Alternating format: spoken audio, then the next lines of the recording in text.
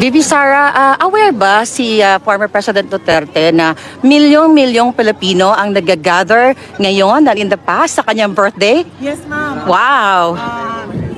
Pinadala po namin kanina sa abogado yung pictures ng Davao City. Dahil kasi yung lang meron akong pictures but naintindihan ko buong Pilipinas ang nagse-celebrate ngayon ng birthday niya. Buong mundo.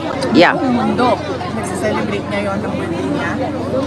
Ang pinadala ko sa abogado and sabi ng abogado, there is a system doon sa loob na ina-upload yan sa laptop ng detainee at nakikita niya doon ang mga letters, ang mga photos, ang mga videos na pinapadala ng mga family members and I think allowed din ang mga ganun, mga footage ng supporters.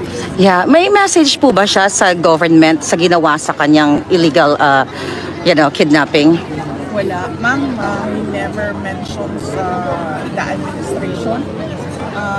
But up to the last minute, he always said and he told so everyone, that para organize po tayo, yung mga taong nandiyan, please, proceed po tayo sa loob. Para hindi po tayo magulo. Are you aware po na yung mga supporters ninyo ay ginigipit ng Congress at gustong ikulong? Yes, ma'am. Opo. Actually, may nagpadala sa akin na retired PNP personnel. Sabi niya sa akin na on the days leading to the campaign, papahirapan talaga ang mga tao na tumutulong sa inyo. Kaya sabi niya, sabihan mo yung mga kaibigan ninyo at mga supporters ninyo na kung ano man yung mga kailangan nila i-comply sa mga government offices, BIR, Bureau of Customs, DFA, lahat ng mga merong negosyo na kailangan may compliance, ay i-comply nila because ang sabi ay papahirapan, kung hindi man papahirapan ay isasara talaga ang mga business. Pero right now po yung mga vloggers or content creators talaga na sumusuporta sa inyo ay talagang tina-target sila. Yes, ma'am.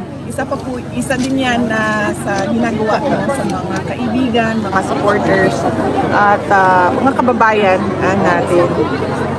Ang nakita ko lang dyan, ma'am, noong sinimulan yung hearing, no?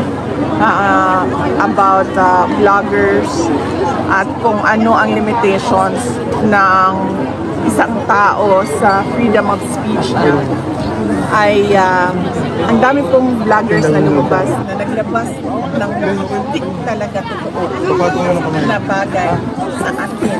Yeah. Katulad noong basketball player.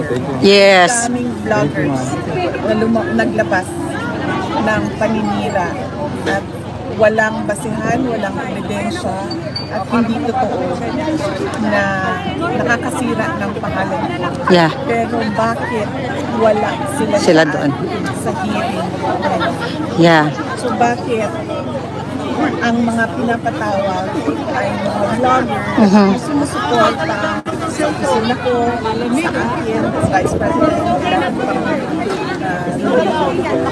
wala man lang isang vlogger na tinawag para pasagutin kung bakit mo binastos yung pagkatao. Yeah.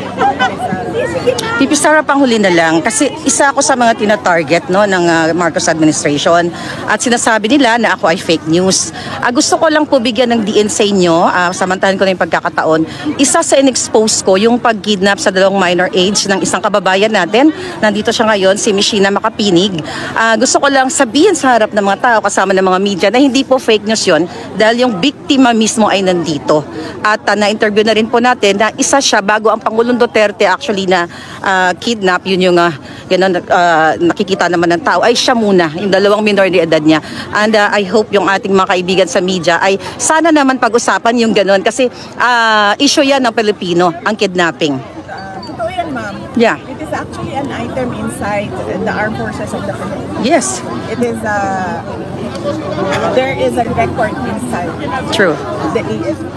But somehow, nobody seems to exact accountability and transparency for what happened to the children and to that kidnapping of minors in Turkey, which was led by officials inside the